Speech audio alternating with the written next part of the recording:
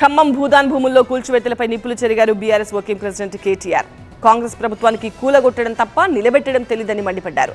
2 ఏళ్లలో కేసీఆర్ ప్రభుత్వం అధికారంలోకి వచ్చాక ఇదే స్థలంలో ఇళ్లు నిర్మించిస్తామని హామీ ఇచ్చారు. ఖమ్మం జిల్లాలో పర్యటించిన BRS working president KTR Velugumatla Bhoodan భూముల్లో కూల్చేసిన పేదల ఇళ్లను పరిశీలించారు. బాధితులను పరామర్శించారు. 2 ఏళ్లలో బీఆర్ఎస్ అధికారంలోకి వస్తుందన్న కేటీఆర్ ఇదే స్థలంలో బాధితులకు ఇళ్లు కట్టించి ఇస్తామన్నారు. రాజకీయం కోసం రాలా, కేసీఆర్ సార్ చెప్పాడు, మీకు చెప్పమన్నాడు కేసీఆర్ సార్. మళ్ళీ మీకు ఇదే వెలుగుమట్లలో ఇదే జాగలో మీకు ఇల్లు కట్టించి మళ్ళీ గృహప్రవేశం కూడా మేమే చేస్తాం. ఇళ్లను కూల్చడం తప్పు అని ప్రభుత్వానికి అర్థమైందని అందుకే ఆర్టీఓపై చర్యలు తీసుకున్నారన్నారు కేటీఆర్. నిన్న మొన్న ఆర్టీఓ గారితో ఇల్లు కొట్టించారు. ఇప్పుడంట మంత్రులందరూ మంచోళ్ళంట, ఆర్టీఓ మంచోడు కాదంటే అందుకే ఆయన పంపించారు, ఇక్కడ ట్రాన్స్ఫర్ చేశారు.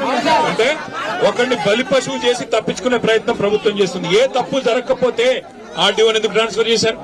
ఏ తప్పు జరగకపోతే ఆర్టీఓని ఎందుకు తక్షణమే ఆకస్మికంగా ట్రాన్స్ఫర్ చేశారు? భూదాన్ భూమి అంటేనే పేదల భూమి అన్న కేటీఆర్ బాధితులకు అన్ని సమయాల్లో ఖమ్మం జిల్లా బీఆర్ఎస్ నేతలు అండగా ఉంటారని హామీ ఇచ్చారు.